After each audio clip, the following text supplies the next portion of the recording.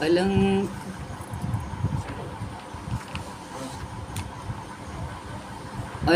अरे अलंकापुरी पुण्यभूमी पवित्र, तिथे नांदतो ज्ञान राजा सुपात्र. तया आठविता महापुण्यराशी, नमस्कार माझा सद्गुरु ज्ञानेश्वरासी. नमो नंताय शुद्धाय कूटस्थायात्मने नमः. प्रेमांबुधिविहाराय ज्ञानराजाय ते नमः. माधुर्यरसकल्लोलां शिवशक्तिस्वरूपिणीम् अमृतानुभवार्थाय वंदे ज्ञानेशनंदिनीम्. ज्ञानदेव गुरु ज्ञानदेव तारू, उतरील पहिलं पारू ज्ञानदेव. ज्ञानदेव माता ज्ञानदेव पिता, तोडील भव व्यथा ज्ञानदेव. ज्ञानदेव माझे सोय रे धाय रे, जीवलग निर्धारे ज्ञानदेव. सेना म्हणे माझा ज्ञानदेव निधान, दाविनी निज पूर्ण ज्ञानदेवे. ज्ञानियांचा राजा गुरु महाराव, म्हणती ज्ञानदेव तुम्हाईसे. मज पामरासी काय थोरपण, पायीची वहाण पायी बरी. ब्रह्मादिक जेथे तुम्हा ओळंगणे, इतर तुलने काय पुढे. तुका म्हणे नेणो युक्तीची आखोली, म्हणून ठेविली पायी डोई. म्हणून ठेविली पायी डोई. ज्ञानियांचा राजा गुरु महाराव, म्हणती ज्ञानदेव तुम्हाईसे. लीलायस्य वक्त्राच्छ्रुतिं पाठयन्तं, प्रतिष्ठानपुर्यां सुधी संगसेव्यं. चतुर्वेदतन्त्रेतिहासादिपूर्णं, समाधिस्थमूर्तिं भजे ज्ञानदेवं. समाधिस्थमूर्तिं भजे ज्ञानदेवं. सदा पंढरीनाथ पादाब्जभृङ्गं, निवृत्तीश्वरानुग्रहात् प्राप्ततत्त्वं. महेन्द्रायणी तीरभूमौ वसन्तं, समाधिस्थमूर्तिं भजे ज्ञानदेवं. समाधिस्थमूर्तिं भजे ज्ञानदेवं. समाधिस्थमूर्तिं भजे ज्ञानदेवं. चला, आज गीता हे कोण म्हणणार आहे? गंगा स्तोत्र.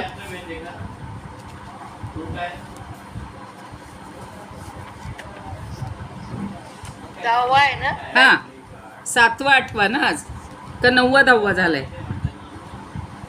10वा. बर, 10वा म्हणा. 9-10 म्हणायला लागतील. 9-10 चालेल. हा. रोगम शोकम पापम तापम, रोगम शोकम पापं तापम. त्रिभुवन तारे वसुधारे, त्वमस्ति गतिर्मम संसारे. पहिली ओळ म्हणा ना पुन्हा. रोगम शोकम पुन्हा म्हणा ना एकदा. रोगम शोकम पापम तापम, परमे भगवती कुमति कलापम. त्रिभुवन तारे वसुधारे, त्वमस्ति गतिर्मम खलु संसारे. जरा चाल बदलली आहे. पुन्हा एकदा म्हणा. रोगम शोकम पापं तापम. रोगं शोकं पापं तापं, हर मे भगवती कुमति कलापम.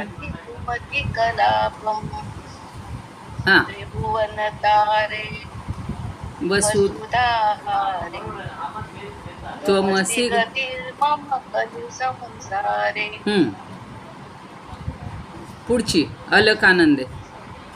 अलकानंदे निर्मानंदे गुरुमयी करुणाकातर वंदे तव तट निकटे यस्य हि वास खलु वै. वैकुंठे तस्य निवास. छान, चांगलं. सॉरी ताई बरं नाही का? नाही, सॉरी नाही, म्हणजे कसं ती रोज म्हणलं की चाल डोक्यात बसेल. थोडं एकदम मधलं म्हणलं की नाही जमत आहे. पहिली ओळ म्हणल्यावर तुम्हाला जमेल.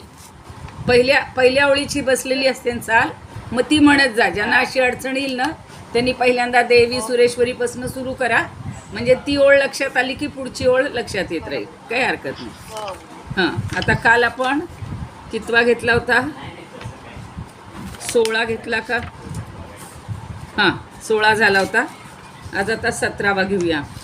असेच जास्ती करून याच्यात जे दिलेले आहेत प्रसंग म्हणूया अधिक मासामध्ये, तर ते कुणाचं तरी पुण्य कुणाच्या तरी फळाला येतं.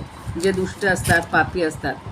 तर आधी मागच्या वेळेला त्या महिलेला जे दिलेलं होतं ते 1 दिवसाचं एका स्नानाचं पुण्य दिलं आणि ती उद्धरून गेली होती त्या म्हातारीचं.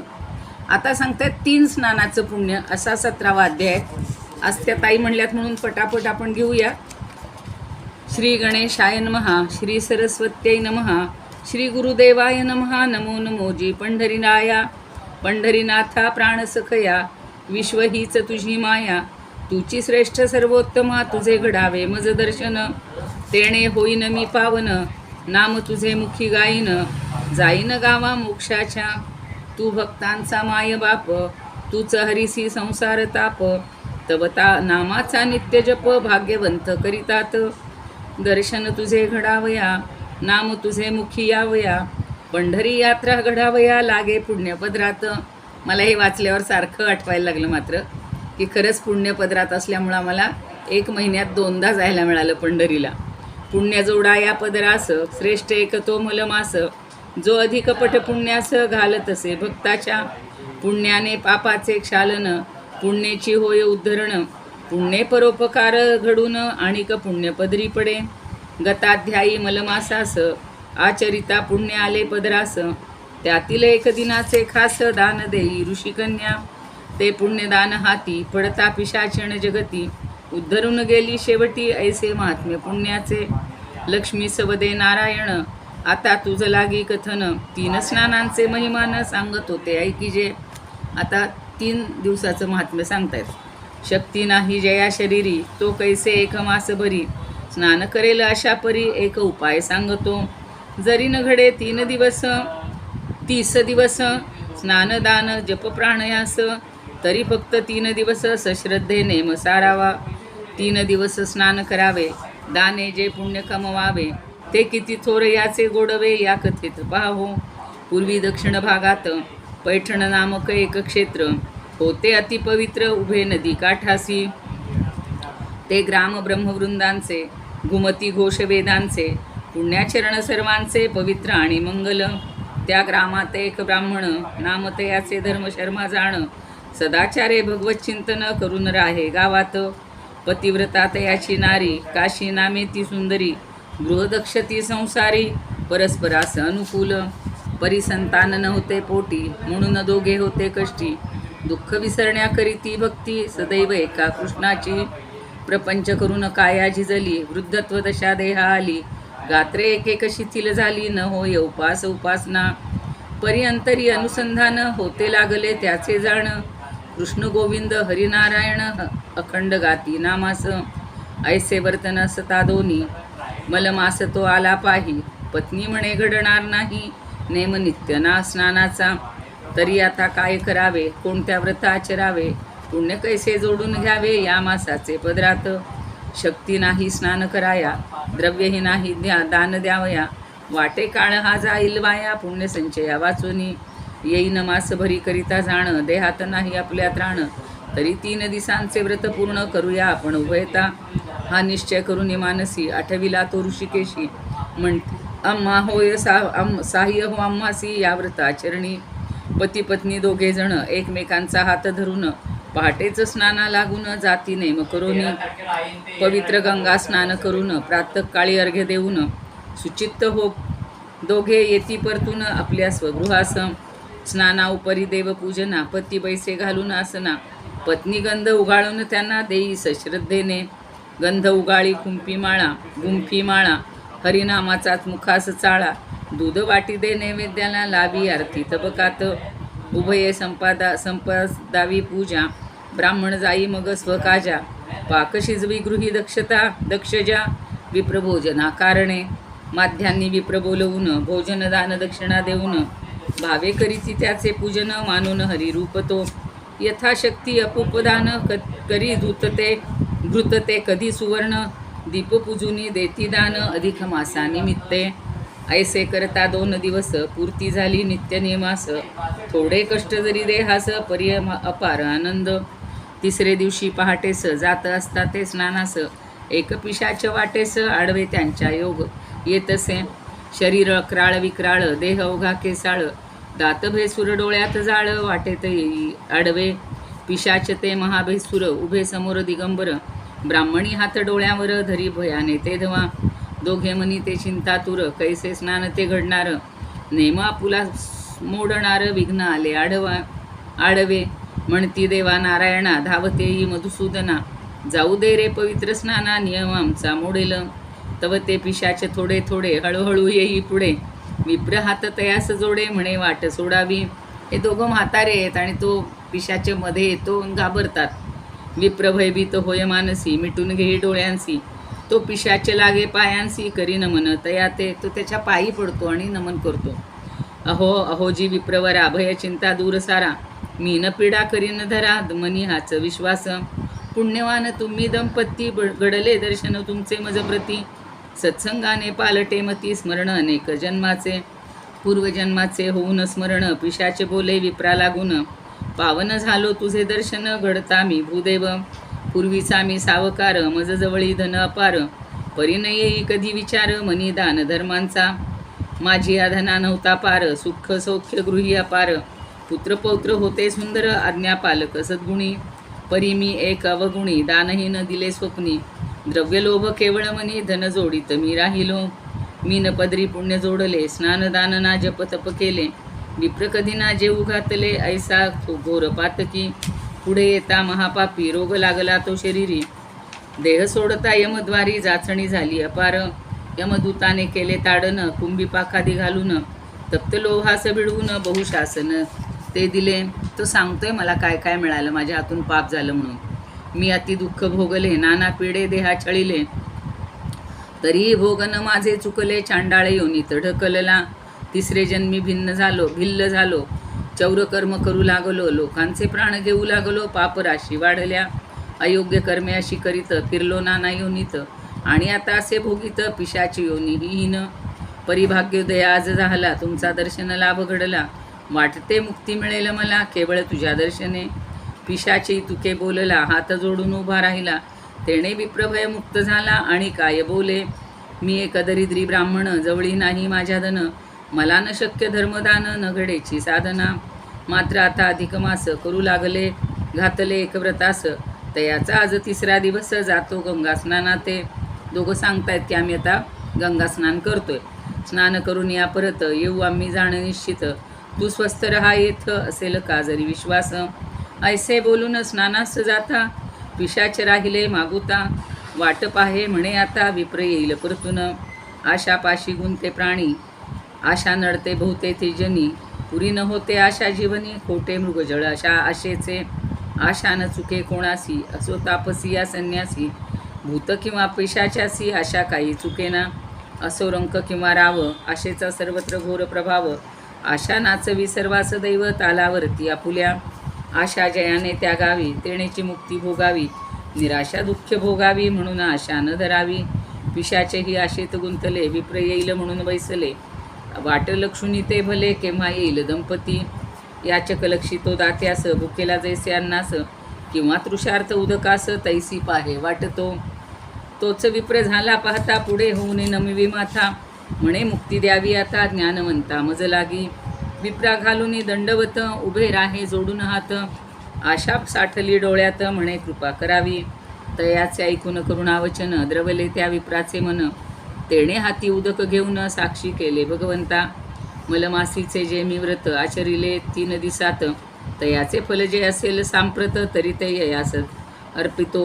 संकल्प ऐसा करुनी उदक वाहता ते चरणी, तो काय आले घडोनी सावधे चित्ती परिसावे. भक्ताचा महिमा वाढवित आणि आपुले ब्रीद राखीत, श्रीहरी विमान पाठवित झाला स्वर्गामधून ते. स्वर्गातून आले विमान दूत ते पुढे होऊन, विषाच्या दिव्य देही करून बैसविती विमानी. तो हात जोडून विप्रास म्हणे तुझ्या पुण्ये खास, मी पावलो रे मुक्तीस थोर थोर तव पुण्य. तू भूदेवा परोपकारी पुण्य घातले माझे पदरी, उद्धरे माझे भाग्य परी तुझ्या पुण्यदानाने. ऐसे महात्म्य दाना स्नानाचे सांगितले 3 दिसाचे, लक्ष्मी आणि नारायणाचे संवादामधून या. इति अधिक मास महात्म्य ग्रंथ पद्मपुराणीचे संमत, गोविंद तनय विरचित सप्तदशोध्याय गोड हा. इति अधिक मास महात्म्य सप्तदशोध्याय समाप्त. आता एक मंगळागौरीचं जे आपण व्रत करतो ना, त्याच्यावरून एक कथा आहे बघा. मला ती फार आवडली. की एक मुलगी असते आणि तिचं नाव आहे नगरीचं नाव आहे भृगुनगरी. आणि त्याच्यामध्ये एक ब्राह्मण आणि त्याची पत्नी राहत असतात. आणि त्यांना जी मुलगी होते ती मेधावती नावाची आहे. या मेधावतीचंच एक छोटंसं पुस्तक असतं अधिक मासाचं, त्याच्यातही ती कहाणी तुम्ही कोणी वाचली असेल. तर आता ही सौभाग्यवती मंगळागौरी, आपण जी मंगळागौरीचं व्रत करतो, तर ही मंगळागौरी कशी उत्पन्न झाली म्हणा किंवा अस्तित्वात आली, याबद्दलचा 18वा अध्याय तो थोडा वाचते. श्री गणेशाय नमः, श्री सरस्वत्यै नमः, श्री गुरुदेवाय नमः. ओम नमोजी दत्तगुरु, ब्रह्मा विष्णू महेश्वरू, त्रिदवगेती अवतारू अत्रिपुत्र म्हणून या. नमो जाता श्री दत्तराज, भक्तमनीचे पूर्विकाज, म्हणून मी स्मरे आज पाय त्याची सद्गुरूचे. नाश करीती ते अज्ञानाचा, ज्ञान ज्योती प्रकाशाचा, विस्तार होय प्रतिभेचा, काव्य स्फुरण होतसे. कृपादान त्याथे मागतो, कथा पुढील निवेदितो, अधिक मास महात्म्य वर्णितो, पद्मपुराणीचे ते. श्रोते होनी तुम्ही सादर, श्रवण सुखावात यावा तयार. संवाद लक्ष्मी विष्णूचा थोर, वर्णे अधिक महात्म्य. मेरू पर्वताच्या दक्षिणेस, विंध्य पर्वत उभा खास, वाहे नर्मदा तेथ विशेष, नीर अमृता समान. सभोवतीचा सर्व परिसर, नाना वृक्षलता सुंदर, फळे फुले सुवासिक रसदार, भारे वृक्ष वाकती. हरित तृण पायाखाली, ताडमाड नारी केली, सृष्टी सभोवतीची आगळी नटलेली अतिरम्य ती. अवघा रमणीय परिसर, भृगु नामे एक नगर, नर्मदेच्या काठावर उभे होते तेथेच. भृगुवंशाचा एक कुलीन, कुळधर्मा नामे ब्राह्मण, राहत होता तेथे निपुण, जो का ज्योतिषशास्त्रात. भृगुवंशीचा होता आणि एक ज्योतिषशास्त्रात तो प्रवीण होता. वेदांताचा तो अभ्यासी, स्मरे नित्य हरिनामासी. पतिव्रता पत्नी त्यासी, नाम कुशावती ते. कुळधर्मा आणि कुशावती ही एक सुखी दंपती, अनुरूप हो दोघे वर्तती, स्वानंदाने संसारी. पोटी त्यांच्या गुणसंपन्न, होती एक कन्या छान, सद्गुणी अनुरूप लावण्य, नाम तिचे मेधावती. कन्या जरी एकुलती एक, तिच्या जवळी गुण अनेक, जो तो करी तिचे कौतुक, सद्गुणी खाण रूपाची. गौरवर्णी सिंहकटी, ओठा रक्त तिचे अति, चारुगात्री मृगनेत्री, गजगामिनी ती असे. सगळं तिचं वर्णन छान केले. गजगामिनी म्हणजे हत्ती जसा हळूहळू चालतो तशी. प्रवेशिता ती यौवनात, भर पडली सौंदर्यात, लोक तिचे रूप निरखित, देहभान विसरोनी. कन्या येता ती वयात, कुशावती म्हणे कुळशर्माप्रत, आता होईल एक चौचित, वर शोधन करा सुरू. कन्या सुलक्षणी अतिसुंदर, शोधा तिज प्रति उत्तम वर, जो अनुरूप ठगे खरोखर, ऐसा कोणी सुयोग्य तो. कुळशर्मा ही विचार करी, मेधावती रूपसुंदरी, उचित न ठेवणे आता घरी, ज्याची त्यास सोपवू. मग 4 चौघा सांगे पिता, वर सांगा मम कन्येकरिता, जो अनुरूप तिच्या करता, अनेक जो सद्गुणी. माझी कन्या खरोखर, सुखी होईल ज्याबरोबर, सांगायचे घर सुंदर, करीन कन्यादान ते. शोधू जाता हे ग्रामात, सापडला एक द्विजपुत्र, लगेच त्याच गावात त्यांना एक पुत्र सापडला. वेदशास्त्र जो पारंगत, पद्मनाभ सुंदर, पत्रिकेचे गुणमिलन, उभयतांची पसंती जाण, होताच काढला मुहूर्त शोधून, विवाहाचा गोडतो. मांडव घातला दारात, आमंत्रिले स्वकीय आप्त, देवब्राह्मणा अग्निसाक्षित केले कन्यादान ते. मेधावती ती सालंकृत, अर्पिली पद्मनाथा प्रत, पंक्ती उठविल्या थाटात, ग्रामजेवण घातले. सोनपावली मेधावती आली गृहे प्रवेश करती, सासरी तिचा सन्मान करती गृहलक्ष्मी म्हणून या. सगळं कौतुक झालंय सासरी. पती पत्नी दोघे जाण गुंते एकमेकांचे मन, नांदती दोघे आनंदाने परस्परांचे संगती. सुखानंद भोगित असता असाच काही काळ लोटिता, एके दिनी तो अवचिता पद्मनाभ जाई स्नानास. जसं ते वेणा स्वामींचं झालं तसं हिचं झालंय की तो स्नानाला गेला आणि मरण पावला. मनी त्याच्या आला विचार, चला जाऊ नदीवर, जलक्रीडा करू सुंदर येईल मना उल्हास. ऐसा विचार करून पात्री उतरला विप्रपुत्र, तो त्यासे एक मगर नेत ओढून खोल पाण्यात. मगरीनं त्याला ओढून नेलं. पद्मनाभ बुडाला पाण्यात, आरडाओरडा झाली तेथ. ते ऐकून लोक ग्रामस्थ येथे झाले, नदी तिरी काय झाले हो काय झाले. मगरे पद्मनाथा नेले, लेकरू पाण्यातही बुडाले, प्राण गेला तयाचा. कळता वार्ता माता पिता मेधावती धावे कांता, दुःख वियोग नावरे चित्ता शोक करीती अपार. कुलशर्मान कुशावती तेही धावत आले काठी, वैधव्य कुऱ्हाड पडली मोठी माथी मेधावतीच्या. मुखी घालून मृत्तिका करुण शोक करे बालिका, सख्या सोडून दूर जाशी का मजे कटी माघारी. हाय बुडाले बुडाले तारू, कोसळला दुःख डोंगरू, कुणा कुणास आता आवरू मीच झाले पौरकी. कुणी नवरला आता त्राता कशास राहू पती मागुता, ऐसा विलाप कन्या करिता पिता सावरी तियेस. हाय दैवा काय हे केले, मी सौभाग्य तिचे शोधले, सौभाग्य ते दुर्भाग्य ठरले गेला माझा जामात. आता लेकुरे काय करावे, जीवन कोणासवे जगावे, वैर असे का साधावे दुर्दैवास न कळे. मग शोका ते आवरून पिता पुत्रीस घेऊन, गृही आपुल्या आला फिरून दुःखी कष्टी मनाने. म्हणे दैवाने कुठला दावा, निष्ठुरपणे असा साधावा, पतिकन्येचा ओढून न्यावा, वैधव्य आले पदरात. हळूहळू बोध करून पिता सुस्थिर करे मन, म्हणे बाळे कुणाचे कोण जोतो एकला या जगी. कोण कुणाचे माता पिता, कोण कुणाची कन्या कांता, कोण बंधू अन भगिनी आता, कोणी नाही कुणाचे. हे वाक्य अगदी खरं आहे की कुणी कुणाचं नसतं. वियोग मिलन येणे जाणे घडे सर्व प्रारब्धाने, सुख दुःखही ते भाग्याने येई ते वाट्याला. वैरी मृत्यू कुणान सोडी, विवेक इथे करा तातडी, धरामनी ती प्रभू आवडी, साधा सार्थक जन्माचे. म्हणून प्रभूची आवड धरा आणि जन्माचं सार्थक करा, याच्या खाली अंडरलाईन धरा. दुःखावरती बोध फुंकर, पिता घाली ती हळूवार, हळूहळू पटला विचार मेधावती ती सावरे. तव कोणे अवसारी स्नानास आली नदी तिरी, स्नान करून परतता घरी श्रवणी पुराण ते पडे. वक्ता मधुर वचनाने सांगत असे शास्त्रवचने, म्हणे सत्वर आत्मकल्याणे करावे ते सत्कर्म. मलमासी ते स्नानदान, जप तप नामस्मरण, कराल तरी कृष्ण भगवान कृपा करील तुम्हाती. मलमास महात्म्या निरपण, ऐकून वेधले तिचे मन, ती तुसे पित्या लागून जागे मनी व्रतेच्छा.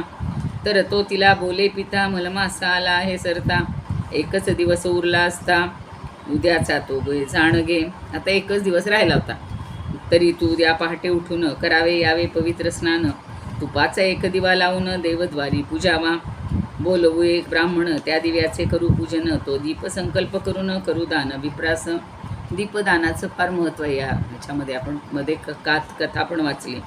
दानासहित भोजन त्याते, दक्षिणाही देऊवरी ते, तेणे संतोष होईल हरिते, करील कृपा तुझवरी. आचरिता त्या व्रतासी, जरी तू राखतसी मौनासी, तरी तेणे बहुपुण्यासी पदरी तू जोडशील.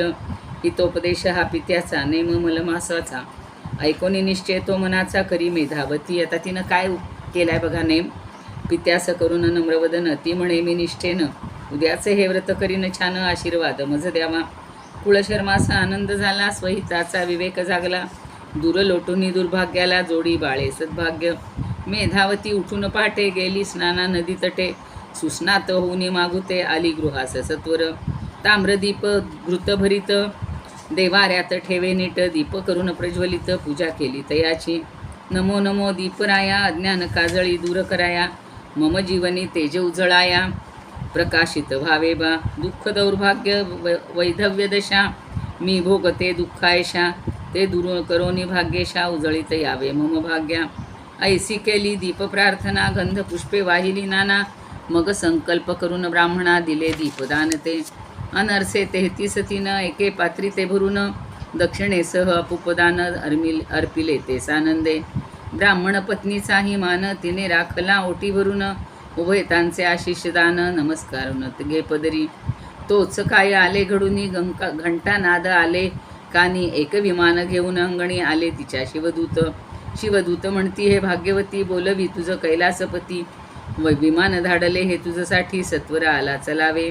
तू सपत्निक ब्राह्मण पूजिला शिव पार्वती मानून. तेणे तोषून गौरी रमण प्रसन्न झाला तुझवरी. शिवदूताचे लागली चरणी दिव्य देह तिचा करुणी. विप्रदुहिता नेली उद्धरुनी सर्वांसमक्ष कैलासी. कैलास पर्वतावर गेली बर का ती. आश्चर्य करीती सकळ जन व्रत आचरता एकच दिन. पुण्य केवढे जोडले हिन भाग्योदय झाला. अधिक मास तो खराच श्रेष्ठ ये मासीचे पुण्यपदरात. घेई जोडून तो भाग्यवंत धन्य धन्य मानावा. तव इकडे मेधावती येती झाली कैलासाप्रती. पुढे होऊन झाली नमिती शिवपार्वती उभयता. नमो शंकरा भोलेनाथा भक्त रक्षका तव पदी माता. विनम्र माझा असे आता भवापासून सोडविले. ऐसे म्हणून नमन करिता पार्वती पाहे तिचा माता. तेथ कुंकुम तिलक नवता दुःख जाणले मनोमनी. मेधावतीस जवळ घेतले आपल्या सन्निध बैसविले. म्हणे सुखे राहा तू बाळे आता माझे संगती. पार्वती तिला जवळ घेते आणि आता माझ्याबरोबर सुखानं राहा. पुढे लोटले काही दिवस तव एके दिनी श्रीनिवास. येथे झाले कैलासास शिव भेटी कारणे. विष्णू आले कैलासास ते पाहून उठले महेश. पुढे होऊन परस्परांस देते झाले आलिंगन. शिव म्हणती सख्या श्रीहरी आठव माझा करून अंतरी. येणे केले तर कैलासपुरी काय हेतू भेटीचा. तव बोल आता तिथं विष्णू पण आलेत. अधिक मास आहे दोघांच्या भेटीचा तिला योग आला. तव बोलते झाले ऋषिकेशी चाललो होतो वाराणसीसी. वाटले संगे घेऊन तुम्हासी जावे त्या क्षेत्रात. वाराणसीचे नाव ऐकता हर्ष झाला भोलेनाथा. तेही म्हणती चला आता पाहू नगरी ती थोर. तो औचित भवानी सहित मेधावती ही आली तेथ. तिला पाहता वैकुंठनाथ म्हणती ही येथे कशी. ही तर नारी भाग्यवंत अधिक मासाचे हिने व्रत. एक दिसाचे केले श्रेष्ठ स्नानदानाधिक. ते वास्तविक ती गोलोकात जावयास हवी होती तेथ. परी ती इथे कैलासाप्रत काय कारणे आली हो. देवा हिने अधिक मास व्रत करिता आठवले मज व्रत. मी हिचे उपास्य दैवत हरिहर भिन्न न म्हणे. म्हणून तोषून तिच्या पूजनी तिला आणले कैलासस्थानी. आता सवे जाऊ घेऊन ती ते काशीस क्षेत्रास. आता तिलाही घेऊन काशीला जाऊया. अवश्य म्हणता रमानाथ भवानी मेधावती भोलेनाथ. सर्वजण आले ते त्वरित वाराणसी क्षेत्रास. नारायणी ती पवित्र पावन गंगा माई वाहे तेथून. अक्षय करीत पापक्षालन सकल प्राणी मात्रांचे. भागीरथीत स्नान करिता तन मनासे पवित्रता. पापहारिणी ती लोकमाता लोकोद्धार करीतसे. पवित्र करोनी गंगा स्नान माची सर्वांनी तिलकरेखन. केले परी मेधावती वदन सौभाग्य खुणे वंचित. तव पार्वती म्हणे हरिहरास अक्षय सौभाग्य यावाळेस. द्यावे असे माझे मनास मानस इच्छित हो देवेशा. तव शिव म्हणती पार्वतीस तुझे पूर्ण होई मानस. समय उचित येता त्यास क्षणही एक न लागे.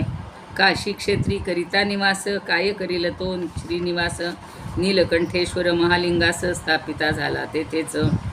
तोच साधुनी मंगलपर्वणी मेधावती निमाली पार्वती चरणी. तिची आठवण म्हणून मंदिर एक उभारले. आता तिथं मंदिर उभारले. ती मंदिरी मेधावतीची स्मृती स्थापिली झाली पार्वती. मंगळागौरी सौभाग्यवती नाम तिचे ठेविले. तिची मूर्ती स्थापन केली आणि तिचं नाव मंगळागौरी असं ठेवलं. ती एसी एकवर दिला हळदी कुंकू तुझ्या भाळा. लावतील त्या महिलेला सौभाग्य तेही लाभेल. ती जी होती जरी वैधव्य तिला प्राप्त तरीसुद्धा आता तिला सौभाग्यवती हा मान मिळाला. मंगळागौरी नाव पावली सौभाग्याचे दान पावली. काशीमध्ये प्रसिद्ध झाली गौरी सखी ती एक. अद्यापि ही काशीस येऊन लोक तिचे घेती दर्शन. महिला भगिनी सौभाग्यदान मागतात तिजकडे. मेधावती ती भाग्यवान व्रत्यधिकाचे एक दिन. करिता तिजला हरिहर दोन दैवतेही लाभवली. एका वेळेला दोघं मिळाले. वैधव्याचे निवारण तिचे झाले अन वरदान. मंगळागौरी नामनिधान जगी पावती झाली. ही कथा शिवपुराणीची. संमती तिला पद्मपुराणीची. ती साक्ष हर ऐक्याची खुणांतरी जाणावी. घेता मंगळागौरी दर्शन मंगल होय सर्वा लागून. शिवपार्वती ही संतोषून शुभाशिष देतात. ती अधिक मास महात्म्य ग्रंथ श्री अधिकमास महात्म्य ग्रंथ पद्मपुराणीचा संमत गोविंद तनय विरचित अष्टादशोध्याय गौड इति अधिकमास महात्म्य अष्टादशोध्याय समाप्त. 18 पूर्ण झाला. सुमतीताई म्हणल्या सुनीताताई म्हणून आपले 2 अध्याय झाले. आता आज किती तारीख आहे? 5 आहे आणि 14ला आहे ना, मला वाटतं समाप्ती का 13ला 15ला.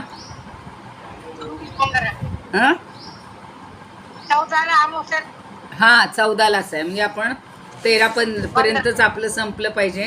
म्हणजे 8 दिवस राहिलेत. रोज 2 म्हणावे लागतील तेव्हाच ते आपले पूर्ण होतील. आता विष्णू सहस्रनाम घेऊया. कालचा श्लोक म्हणा कुणीतरी.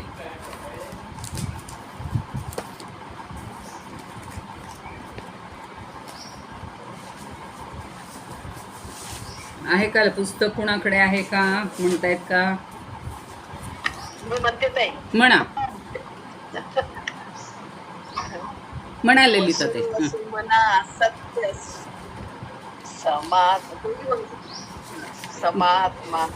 संमित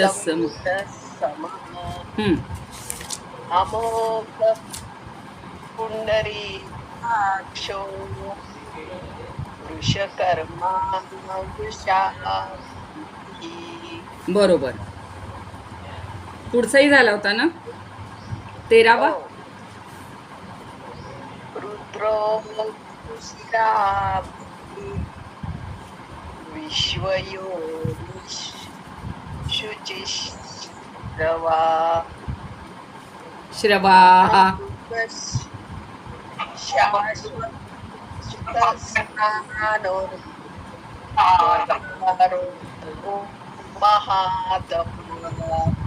महातपाहा. काना असला की आहा करायचं आणि काना नसेल तर अहा करायचं आणि वेलांटी असेल तर इही करायचं. हे तर नियम आपण बालवाडीत शिकलो होतो बघा. कक्का किक्की कुक्कू केकई. तर त्याच्या पुढे आईच्या पुढे आई ही, एच्या पुढे ए हे असे उच्चार असतात ते. ठीक आहे, चांगलं म्हणले आपण. आवाज बंद करा आता. कुणाचा? सुमनताई तुमचा चालू आहे आवाज. हां आता पुढचा घेऊया आपण.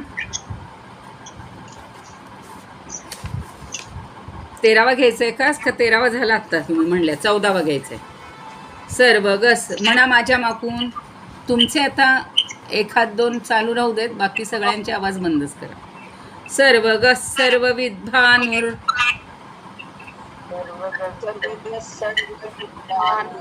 विश्वक्सेनो जनार्दन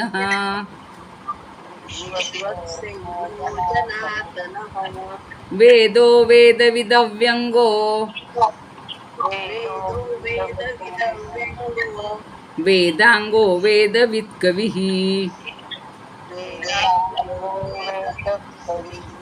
पुन्हा एकदा म्हणा. सर्वगस सर्व विद्वानुर विश्वक्सेनो जनार्दन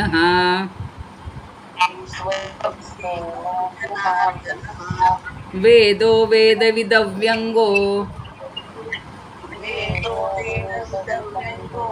वेदांगो वेदविद कविः.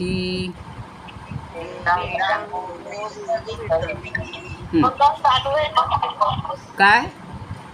2 चालू आहे. हो आता बंद करा ते. आता आवाज बंद करा. आता बघा सगळ्यांनी ऐका फक्त शांतपणे. आता पुन्हा म्हणतो. पुन्हा म्हणू का? बर. तुमचा सर्व गस सर्व विद्वानुर विश्वक्सेनो जनार्दन वेदो वेद विदव्यंगो वेदांगो वेदविद कविः. आता कळला? ठीक आहे. आता एकेका शब्दाचे अर्थ पाहिजेत. पण आधी वेगवेगळी जी संधी झालेली आहेत ती नावं समजून घ्या. तुम्ही बंद करा ना. तुमचं बंद करा आवाज. सगळ्यांनी बंद करा. 14वा श्लोक आहे हा. आता आवाज बंद करा. सर्वगह सर्व ग वसुधा कोण आहे त्यांचा चालू आहे बघा. वसुधा ताई बंद करा तुमचं. हां, आता बघा एक एक शब्द समजून घ्यायचे आपल्याला. मध्ये जो संधी आहे तो आधी सोडवून सांगते. सर्वविध भानुहू. अजून कोणास तरी आवाज चालू आहे.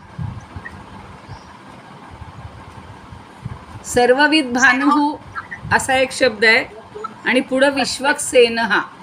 तर सेनहाचा झालाय सेनो आणि भानूचा नू पुढचा जो विसर्ग आहे त्याच्यामुळं विवर रफार आलेला आहे.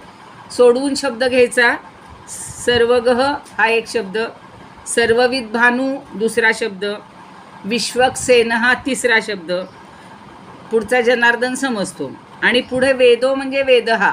वेद हे त्याचं नाव आहे बरं का. आणि वेदविद व्यंगो, व्यंगो म्हणजे व्यंग हा. वेदविद व्यंग हा एवढा एकच शब्द मोठा आहे. किंवा वेदवित असा तिथे संधी आहे. वेदवित त्याचा पाय मोडायचा आणि अव्यंग हा, अव्यंग हा असे दोन शब्द आहेत तिथे, वेदवित आणि अव्यंग हा. आणि पुढं आहे वेदांग हा, पुढं पुन्हा वेदवित. वेदवित दोनदा आलेला आहे शब्द इथे.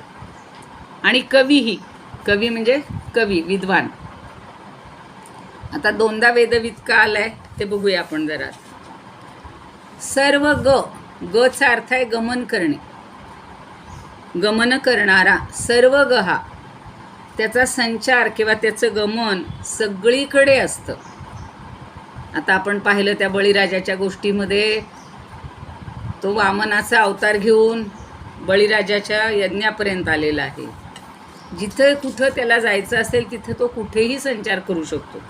म्हणून हे विशेषण आहे सर्वगह, म्हणजे सर्वत्र गमन करणारा किंवा ज्याचा संचार सगळीकडे आहे, म्हणजेच तो सर्वव्यापक आहे. पुढे सर्वविद भानुहू. सर्वविदचा अर्थ आहे सर्व जाणणारा. विद धातू जाणणे, जसा गच मध्ये गम धातू असतो त्याच्यावरनं गहा हे बनलेलं आहे रूप. तर सगळीकडे जाणारा तसा सर्वविद, विद म्हणजे जाणणारा, सर्व जाणणारा. आणि भानू, भानू का म्हटलंय? भानू म्हणजे सूर्य, पण तो प्रकाश देतो. तर भानू म्हणजे प्रकाश करणारा. आणि सर्वविद म्हणजे सर्व जाणणारा, म्हणजे सर्व जाणतो आणि प्रकाशतो, असं एकत्रित त्याचा अर्थ घेतला तरी चालेल. सर्वविद भानू म्हणजे सर्व जाणणारा आणि प्रकाश देणारा, असा तो सर्वविद भानू आहे. पुढं म्हटलंय विश्वक सेनहा. विश्वक सेनहा म्हणजे काय? की ज्याला पाहताच दैत्यांच्या आणि शत्रूच्या सेना घाबरून इतस्तता पळू लागतात. विश्वक सेनहा. सेना म्हणजे सेनहा म्हणजे सेना, ज्याला पाहता पाहताच सगळ्या सेना किंवा शत्रूच्या सेना या घाबरून पळून जातात. पुढे जनार्दन हा. जनार्दन, जनचा अर्थ इथे दुर्जन घ्यायचा आहे आणि अर्दन म्हणजे त्यांचा नाश करणारा, म्हणजे जे दुष्ट लोक आहेत, दुर्जन आहेत, त्यांचा नाश करतो तो जनार्दन हा. म्हणजेच भक्त काय करतो? भगवंताकडे सद्गतीची याचना करतो, कारण दुष्टांचा तो नाश करतो, पण दुष्टांना सुद्धा पुन्हा सद्गती देतो हे आपल्याला माहिती आहे. जेवढे श्रीकृष्णाने राक्षस मारले, अगदी ती पूतनासुद्धा असेल, चाणूर असेल, सगळे कंस आहे, तर सगळ्यांना मर्दन केलं तरी त्यांना पुन्हा सद्गती दिलेली आहे. त्यामुळं हा दुर्जनाचाही नाश करतो आणि त्याच्याकडे सद्गतीची याचना करतो. पुढं वेद हा. आपल्याला वेद शब्द सगळ्यांना माहिती आहे. वेदचा अर्थ आहे खरं ज्ञान, पण वेद हा म्हणजे जो वेद स्वरूपी आहे, स्वतः वेद आहे किंवा ज्ञानस्वरूपी आहे. पुढं म्हणले वेदविद. आता मगाशी वेदविद त्याला जोडून होतं व्यंग हा. आता इथे मात्र नुसता वेदविद हे विशेषण घ्यायचं आणि जो वेद चांगल्या प्रकारे जाणतो किंवा सर्व वेदार्थांना जाणतो, वेदविद. पुढे अव्यंग. अव्यंग म्हणजे काय? की जिथं कुठलंही व्यंग नाही. अपुरेपणा नाही. व्यंग हा व्यक्ती न विद्यते यस्य इति अव्यंग. आता त्याच्या ठिकाणी व्यंग कशाला असेल, पण आपल्या संपूर्ण पृथ्वीवर पाहिलं किंवा आपण आपल्या घरातल्या 10 माणसांचा जरी विचार केला तरी कुणाला तरी काहीतरी कमतरता असते, म्हणजे व्यंग असतं. किंवा सगळ्यांनाच असतं असं नाही, एखाद्याला असतं.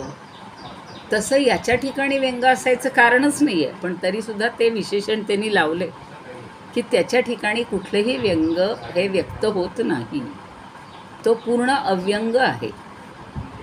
आणि वेदांग, वेदांग म्हणजे वेद ज्याचं अंगभूत झालं आहे असा. आणि वेदवित, पुन्हा वेदवित आलेलं की जो वेदांना प्राप्त करतो किंवा वेदांना जाणतो. खरा तोच अर्थ आहे, पण दोनदा वापरला आहे. काही वेळेला एखादी गोष्ट समजावून सांगायची असेल, ठसवायची असेल, तर ती दोनदा तीनदा म्हटली जाते. आपण एखादं काम कुणाला तरी सांगतो, हे एवढं काम करायचं आहे किंवा हा निरोप नेऊन द्यायचा आहे, तो हो म्हणतो. पण तरी परत आपण त्याला म्हणतो, तुला लक्षात आहे ना, हे काम तुला करायचं आहे, हा निरोप त्याला नेऊन द्यायचा आहे. असं जसं सामान्य व्यवहारात करतो तसा समाजाला किंवा सगळ्या लोकांना, भक्तांना समजावं म्हणून वेदवित हे विशेषण त्यांनी दोनदा वापरलेलं दिसते की जो वेदांना प्राप्त करतो आणि वेदांना जाणतो. आणि पुन्हा म्हणले कवीही.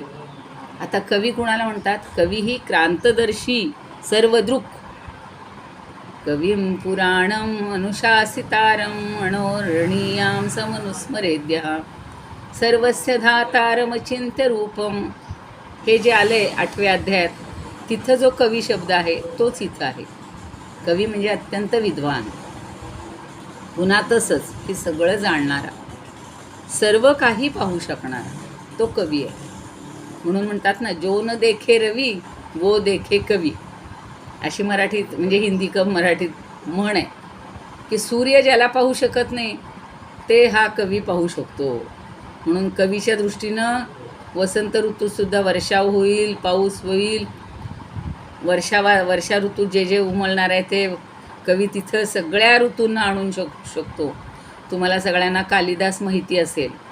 कालिदासानं काय केलं होतं, अलकेमध्ये ती जी यक्षाची पत्नी असते, तर ती पत्नी अलका नगरीमध्ये एकटी राहत असते. नवऱ्याला त्या धन्यानी त्याला पर्वतावर पाठवलेलं आहे, रामगिरी पर्वतावर. मग आता तिला किती दुःख होत असेल, एकटा पती अचानकच निघून गेला आहे, काय त्याला शाप मिळाला तोही हिला माहिती नाही. आणि म्हणून ती रोज, पण एवढं कळतं की 1 वर्षाचा तो निरोप देतोय ना आता, आणि निरोप दिल्यावर कळतं की आता 4 महिने राहिले. मग ती रोज एक दिवस फुलं ठेवून अशी दिवस मोजत असायची. पण त्या अलका नगरीचं वर्णन करताना कालिदासानं 6ही ऋतू त्या ठिकाणी एका वेळेला प्रगट होत होते. आणि 6 ऋतूतली सगळ्या प्रकारची फुलं तिथं फुललेली होती. आणि ती त्याच्या आठवणीनं त्या फुलांच्या माळा करायची, फुलांचे असे मोजमाप करायची की आता चला 4 महिन्यातले हे 21 दिवस संपले, 22 संपले, रोज एक फुलं ठेवून दिवसगणना करत असं. खूप छान आहेत ते श्लोक. ज्यांनी वाचलं असेल त्यांना कळेल, ज्यांनी शिकलेत त्यांनाही आठवेल की आपण तो मेघदूताचा खूप छान कोर्स घेतलेला होता. आता बघा, सर्व काही पाहू शकतो म्हणून तो कवी आहे. इथं बसून त्याला बघा ना, वाल्मिकींनी काय केले हो, ते त्यांच्या आश्रमात होते, पण त्यांनी सगळीकडची वर्णनं लिहिलीत. लंकेची लिहिली, अयोध्येची लिहिली, स्वर्गातली लिहिली. म्हणजे त्या कवीला केवढी दूरदृष्टी असते. मग हा तर भगवंतच आहे, त्याला तर सगळीकडचं सगळं दिसतं किंवा सगळीकडची सगळी वर्णनं, सगळं त्याला डिटेल माहिती आहे, म्हणून त्याला कवी असं म्हटलेलं आहे. तर ओ बोला. मला उलटी होती. काय सांग का?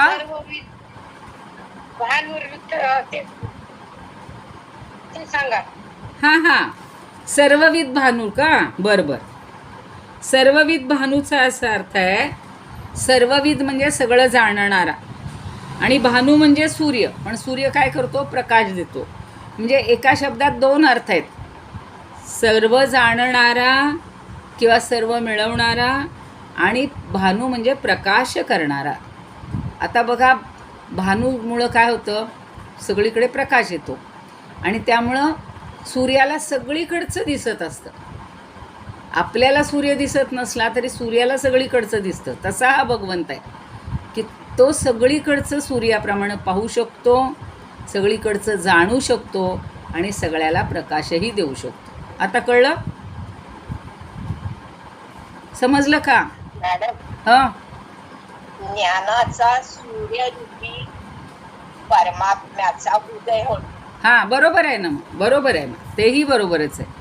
शब्दशः अर्थ नाहीच घ्यायचा प्रत्येक ठिकाणी, अध्यारूत अर्थच आहे. चांगला सांगितला आहे तो पण, की ज्ञानरूपी सूर्य हा उगवलेला आहे आणि त्यामुळं ज्ञानाचा प्रकाश सगळीकडे पडलेला आहे. पण भगवंत स्वतः ज्ञानीच आहे ना, स्वतः ज्ञानच आहे. सर्वविदचा अर्थ तोही आहे की तो सर्व जाणतो, सगळं ज्ञान त्याला प्राप्त आहे आणि ज्ञानाचा प्रकाश तो सर्व तो दूर पसरवित असतो. छान दिले. पुढे विश्वक्सेन कळलं का? विश्वक्सेन म्हणजे ज्याला पाहताच दैत्यांच्या आणि शत्रूंच्या सेना घाबरून इतस्ततः पळत सुटतात. जनार्दन तोही सांगितला, जो जनांचा दुर्जनांचा नाश करतो. सगळे अर्थ सांगून झाले ना, सांगून झाले. आता कळलं का? आपण याचं काव्यातलं बघूया. कळलं. हां आता काव्यातलं बघूया. थांब, सगळं वारं उडून चाललंय.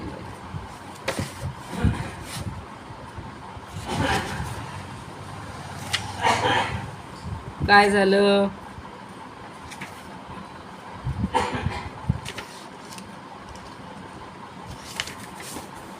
प्रत्येकातले आकडे बदलतात.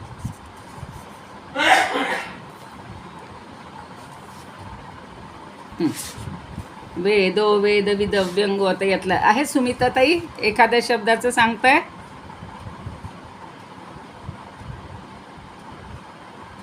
नाही येत वाटतं आज. ठीक आहे, यातलं सांगते मी. सर्वविद भानूचे यांनी काय म्हटले बघूया.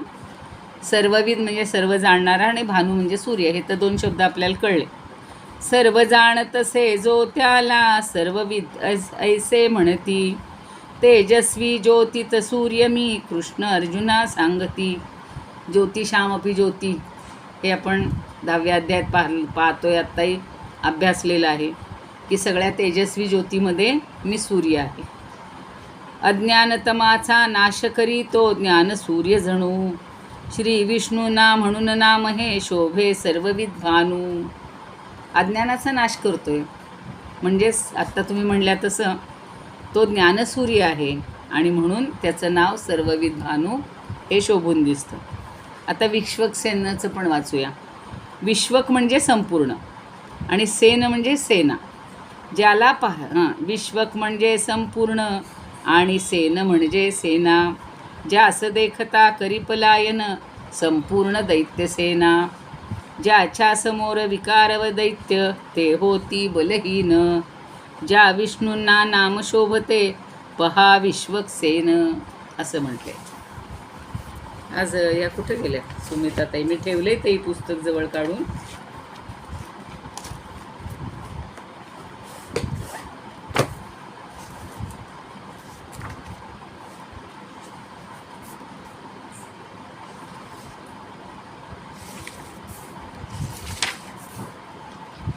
काल आपलं हे झालंय ना, वेद विदे नमः. अवर्णनीय जे वेद त्यांचा करी जो विचार. म्हणून वेदविद शब्द प्रचार याच्याच नावाचा. मगाच्या याच्यात होतं ना ते, वेदविदे दोनदा आलेलं होतं. वेदविदे नमः तिथं दोनदा काय म्हणले? हा वेदार्थ नसे सोपा जाणण्या कठीण मोठा. मला समजला असा ताठा कोणीच धरू नये. ज्यांना वेद कळतात ते म्हणतात आम्ही अगदी वेदज्ञ झालो, त्याचा ताठा कोणी धरू नये. विष्णूचं केवळ वेद वेदता इतरांस नाही तो ज्ञातता. इतरांची ती केवळ अहंता म्हणून वेदविद. इतरांच्या दृष्टीनं अहंकार म्हणून आहे, अहंता म्हणून आहे, पण हा खरा वेदवित आहे किंवा वेद. आणि विश्वक्सेनचं पण काय दिले बघा. विषू म्हणजे सर्वत्र. अक म्हणजे पलायन पर. शत्रुसेना करी पलायन ज्यास पाहून. जाने करिता रणनिश्चय शत्रू करी पलायन ऐसा जो विष्णू परम तो विश्वक्सेन जो भानु समभासमान आणि जो असे सर्वज्ञ त्यास पाहून शत्रुपलायन आश्चर्य केले. त्याला पाहून सगळ्या शत्रूंनी पलायन केलं असं आश्चर्य घडलं. एकच वाचना हा श्लोक. हा आपण 2 ह्याचे वाचलेले आहेत. घ्यायचं आहे आपला अमृतानुभवचा एखादी ओवी घ्यायची का? आहेत ना 5 मिनटं. कालची ओवी सांगा कुणाला सांगायची असेल तर. 20-21 घेतल्या होत्या ना.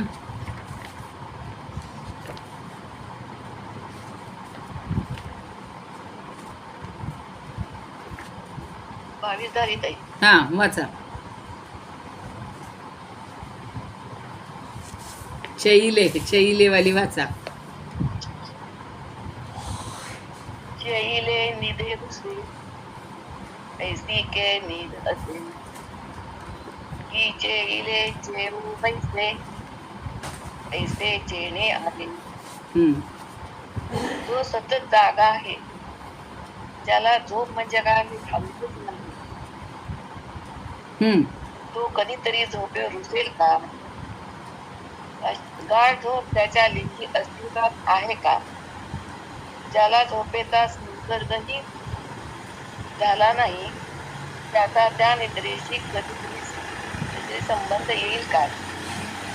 आत्मज्ञानाच्या लक्षून गेला ज्याचे सर्व जागृतावस्थेतले व्यवहार चालले आहेत त्याला अज्ञानाची झोप कधीतरी लागेल का? जो सदैव जागा आहे त्याला जागृती सुद्धा माहित नाही आणि सुषुप्ती सुद्धा माहित नाही तर त्याला स्वप्नावस्था कुठे भेटणार? बरोबर. छान. बरोबर सांगितलं. चांगलं. मॅडम एकदा सांगा ना. हो सांग. पुन्हा एकदा ती वाचते ओवी.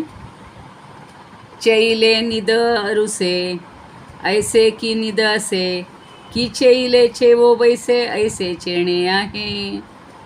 काय म्हटलेलं आहे? चैले म्हणजे जो जागा आहे.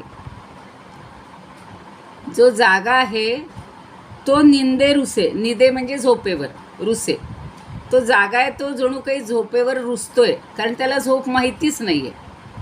आणि ऐसे की निद असे आणि ती नीद म्हणजे झोप अशी असते की चैले चेवो बैसे पण त्याला ती माहितीच नाही ना. तो सतत जागाच आहे त्यामुळं त्यांनी कधी झोप कशी असते ती काय आहे हे त्याला माहितीच नाही आहे.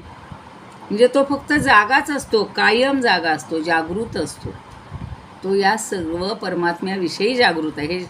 व्यवहारातली झोप आणि निद्रा शब्दशः घ्यायचा नाही अर्थ.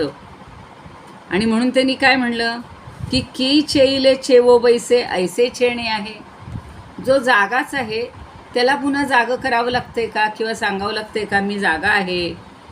आणि ऐसे चेणे आहे म्हणजे अशा प्रकारचं जागेपण असतं असं सांगावं नाही कारण त्याला झोप माहितीच नाही ना.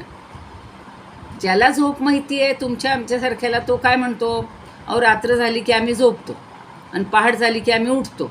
मग एकदा उठलं की ती रात्रीची झोप आपल्या डोक्यातनं निघून जाते. पण तरीसुद्धा रोज रात्र झाली की आपल्याला झोपायचं ही आठवण असते आणि ती झोप कशी असते हे आपल्याला माहिती आहे. पण हा जो आहे हा सतत जागा आहे. त्याला झोप म्हणजे काय माहितीच नाही. आणि जो सतत जागा आहे त्याला जागं करण्याची काही गरजच नाही ना. त्या जागं वेगळं व्हावं लागत नाही. तो कायम जागा आहे म्हणजेच तो जागृत आहे, जागरूक आहे. त्या परमात्म्याविषयी त्याच्याकडं सतत ती जागृत अवस्थाच आहे. अज्ञान ही गोष्ट त्याच्याजवळ नाहीच आहे. जी झोप आहे ती अज्ञानाचं प्रतीक आहे आणि जाग जी आहे ती ज्ञानाचं प्रतीक आहे. म्हणजे जागाच असलेला मनुष्य जागा केला जातो असं जागेपण कुठे आहे का म्हणून तो शेवटचा प्रश्न विचारला आहे त्यांनी. चैले चेवो बैसे ऐसे चेणे आहे की म्हणजे काय असं आहे का की जो जागा आहे त्यालाच पुन्हा जागं करावं लागतं का किंवा जागेपणाची काही जागेपण आहे हे समजून घ्यावं लागतं का, ते कुठं आहे विचारावं लागतं का, नाही लागत, असा तो प्रश्न विचारला. आता त्याच्यावरनं सिद्धांत सांगतात. म्हणोनी नाशा पुरती अविद्या नाही निवृत्ती, नाही आत्मा आत्मस्थिती रिगे. ऐका आता. म्हणोनी म्हणजे म्हणून, नाशापुरती नाशापुरती नाश होण्यापुरती, नाश करण्यापुरती, अविद्या नाही निवृत्ती, तिथे अविद्या उरतच नाही. निवृत्ती म्हणजे उरतच नाही.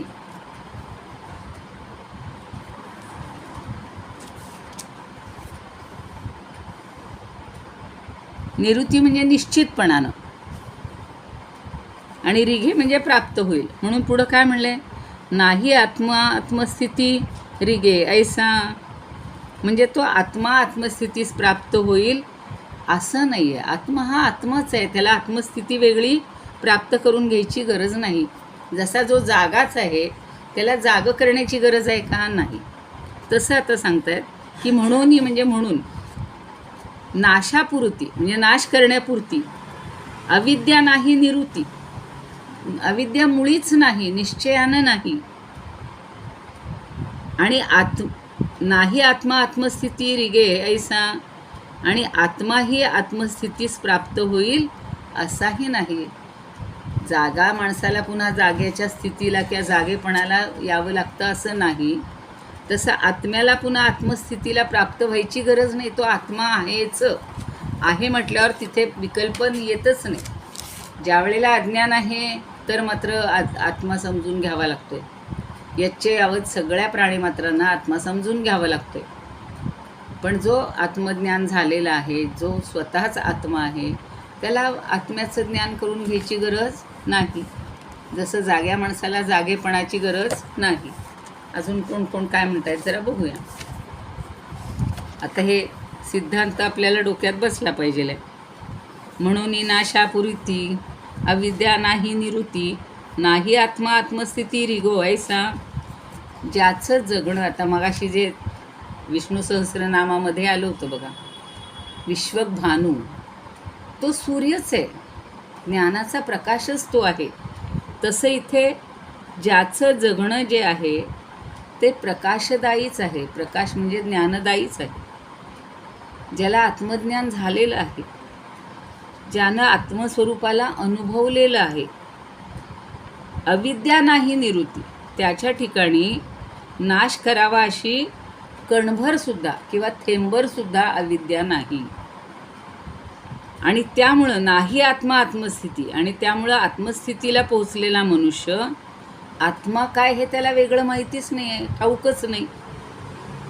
रिगे ऐसा, कारण ते समजण्यासाठी शब्दाचं माध्यम लागतं, आणि ते काही इथं उपस्थित नाही किंवा त्याला गरज नाही. आता शब्दाची आवश्यकता नाही हेच आता आपल्याला 10 वेळा समजावून देत आहेत. तर रिगे जैसा, रिगे म्हणजे प्राप्त होईल, त्याला हे ज्ञान प्राप्त होईल किंवा आत्मज्ञान होईल असं काही ठाऊक नाही किंवा त्याची गरज नाही. आत्मा म्हणजे काय हेच त्याला ठाऊक नाही किंवा तेच त्याला म्हणून घ्यायची गरज नाही. मग ते समजण्यासाठी शब्दाचं माध्यम कशाला हवं आहे? शब्दाच्या माध्यमाची त्याला गरज नाही, आवश्यकता नाही. नाही आत्मा आत्मस्थिती रिगे ऐसा, तर ती आत्मस्थिती आहेच, त्याला वेगळी समजून घ्यावी लागत नाही. जिथे अविद्या आहे तिथे शब्द आहेत. जो अडाणी आहे त्याला किती किती प्रकारे समजावून द्यावं लागतं. म्हणून काही वेळेला म्हणतात कसा कोरडे पाषाण, आणि त्याला काही किती सांगितलं आणि किती पाणी घातलं तरी त्याच्यात फरक पडत नाही. जिथे अविद्या नाही तिथे तिचा नाश तर नाहीच, पण प्रगट करायला शब्दही नाही, कारण तिथे ज्ञानच आहे.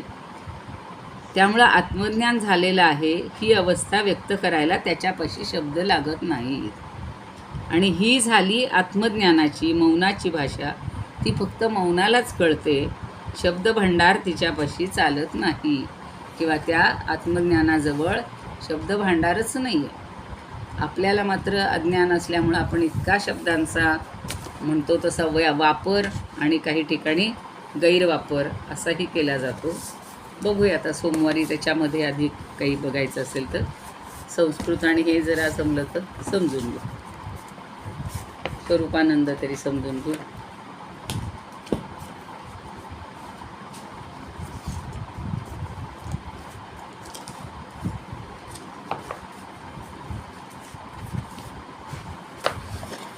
कारण ते संस्कृतही आत्ताच्या आत्ता लगेच लक्षात बसतं जरा व्यवस्थित.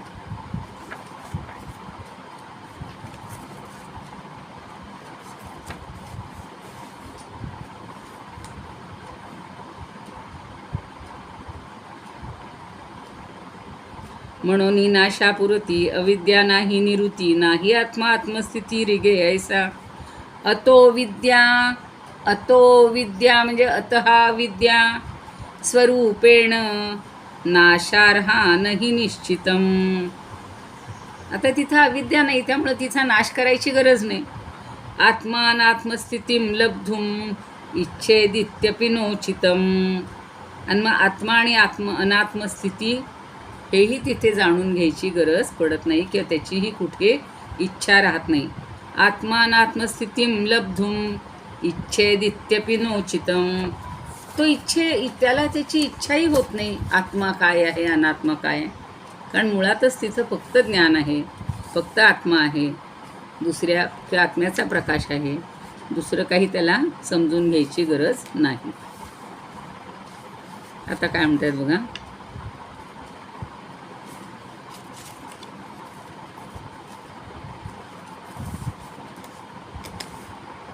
ज्ञानाज्ञान भाव सर्वथा नाहीच, स्वभावे जो साच ज्ञान घन, तोची अहम ब्रह्म ज्ञानत. नाही सॉरी कोणा ठेवलेल्या पूर्वीच्या तशाच राहत आहेत.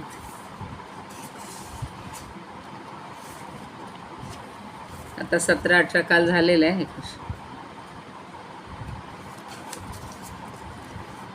शब्देची की होय अविद्येचा नाश, म्हणून जीवास आत्मलाभ.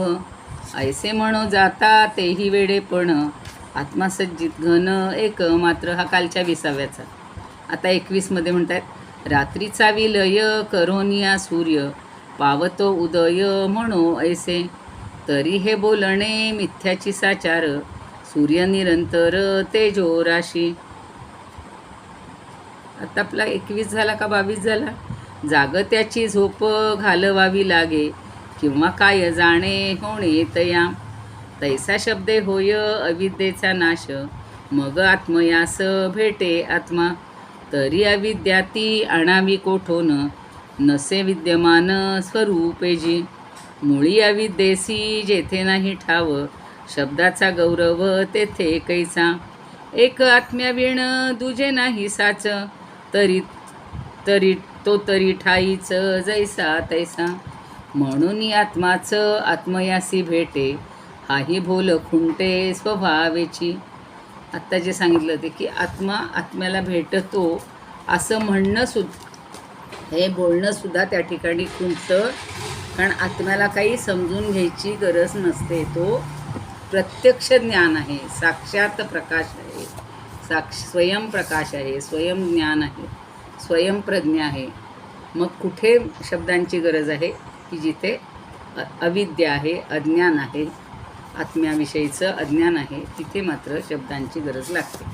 म्हणा, कोणाला प्रार्थना म्हणायची असेल तर म्हणा.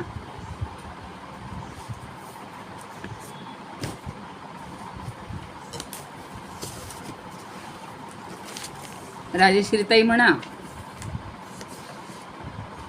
काय म्हणू मॅडम? प्रार्थना. ओके म्हणते. हा.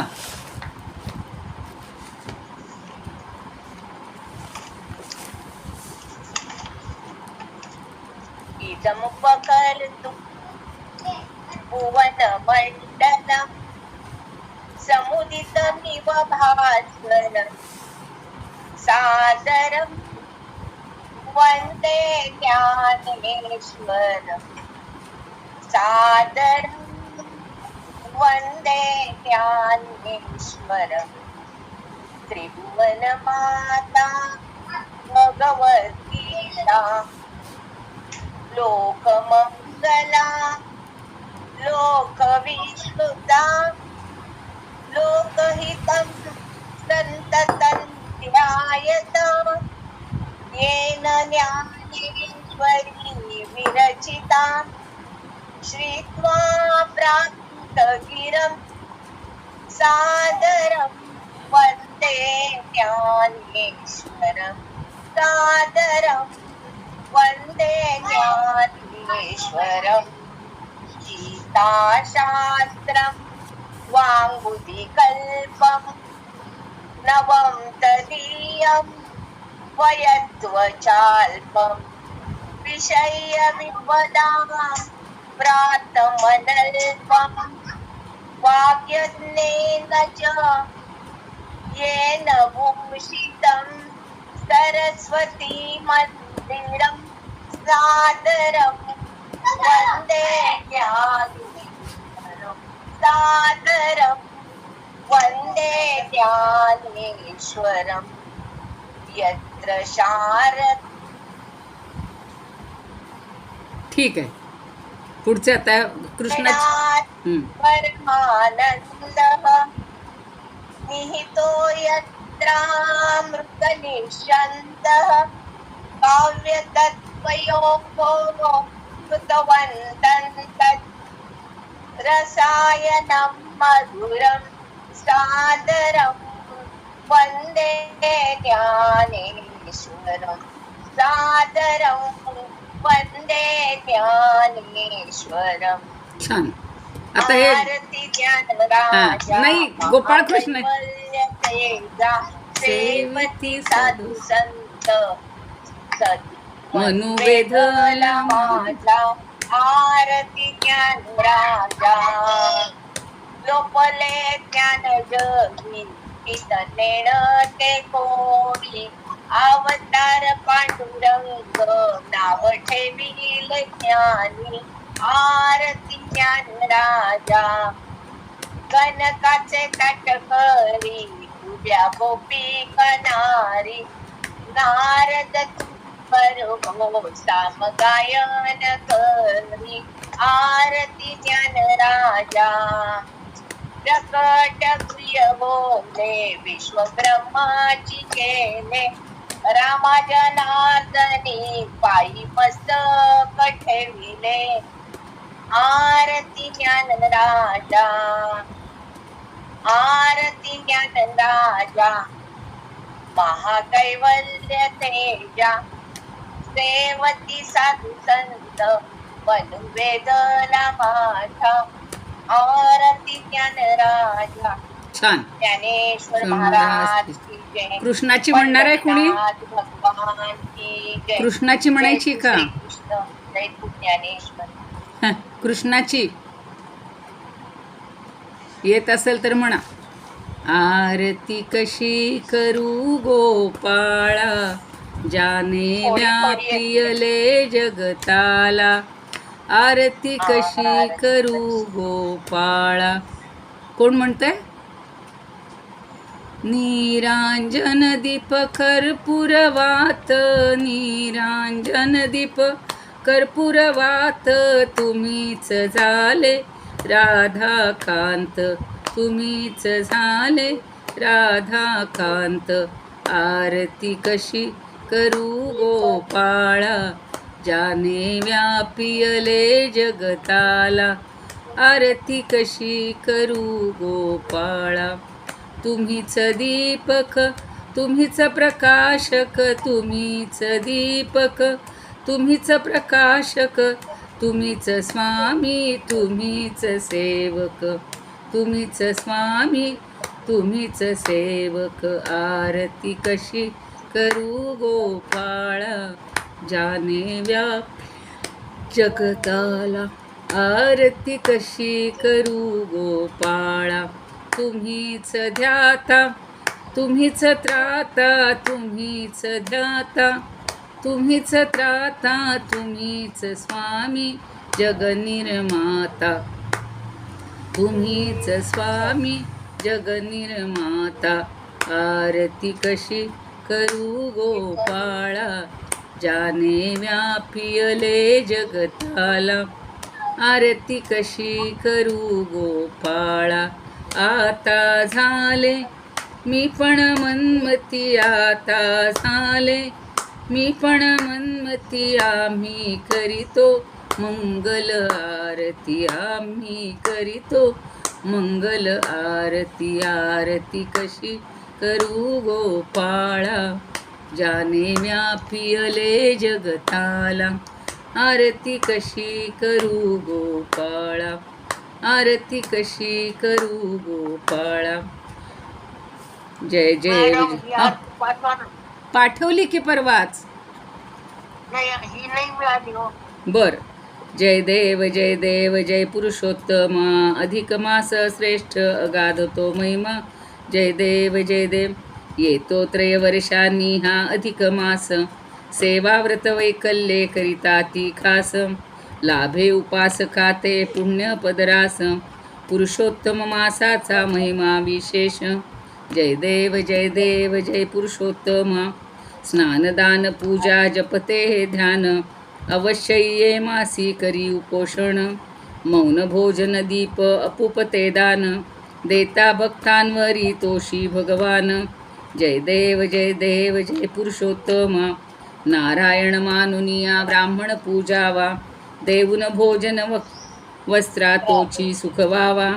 तुलसी दल वाहुनिया केशव वंदावा, अधिक महात्म्य ग्रंथ प्रेमे वाचावा. जय देव जय पुरुषोत्तम.